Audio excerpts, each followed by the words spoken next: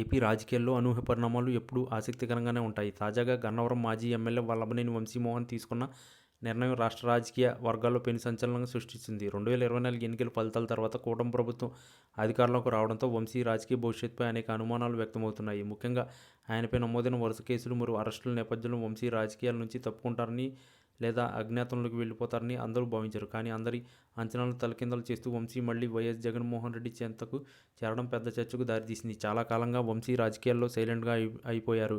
ఒక దశలో ఆయన తెలుగుదేశం పార్టీ వైపు చూస్తున్నారని లేదా జనసేనతో టచ్లో ఉన్నారని ప్రచారం జరిగింది. కానీ కూటమి ప్రభుత్వం వచ్చిన తర్వాత ఆయన ఎదుర్కొన్న ఇబ్బందులను చూసి వంశీ ఇక రాజకీయంగా కోలుకోవడం కష్టమని విశ్లేషకులు అభిప్రాయపడ్డారు. జైలు నుంచి విడుదలైన తర్వాత కూడా ఆయన వ్యూహాత్మక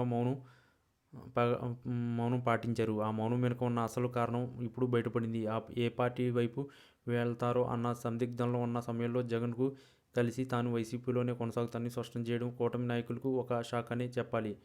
జగన్ వంశీ కలయిక కేవలం వ్యక్తిగత భేటీ మాత్రమే కాదని, దీని వెనుక బలమైన రాజకీయ కారణాలు ఉన్నాయని వినిపిస్తుంది. గన్నవరం నియోజకవర్గంలో వంశీని ఉన్న పట్టు, అలాగే కృష్ణా జిల్లా రాజకీయాల్లో ఆయనకున్న చురుకైన పాత్రను జగన్ గుర్తించారు.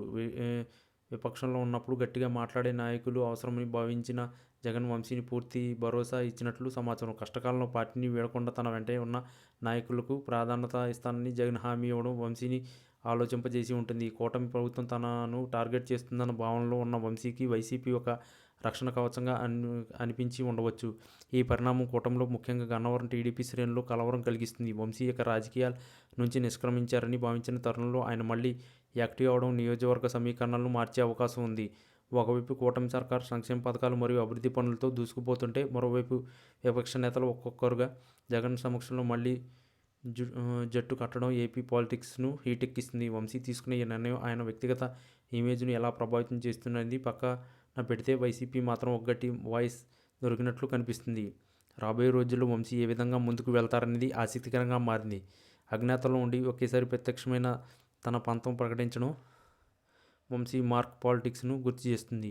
ప్రత్యర్థుల ఎత్తుగడలను చిక్కకుండా తన ఉనికిని చాటుకోవడంలో వంశీ సక్సెస్ అయ్యారని చెప్పాలి. ఒకవేళ వంశీ కూటమిలోని వెళ్తారేమో అని భయపడ్డ వైసీపీ శ్రేణులకు ఇప్పుడు కొత్త ఉత్సాహం వచ్చింది. రాజకీయాల్లో శాశ్వత శత్రువులు, శాశ్వత మిత్రులు ఉండరనే మాట వంశీ విషయంలో మరోసారి రుజువైంది. మొత్తానికి వంశీ జగన్ కలయికతో ఏపీ రాజకీయాల్లో కొత్త అధ్యాయం మొదలయ్యే సూచనలు కనిపిస్తున్నాయి. ఈ పరిణామాలు భవిష్యత్తులో ఎట్లాంటి రాజకీయ యుద్ధాలను దారితీస్తాయో వేచి చూడాలి.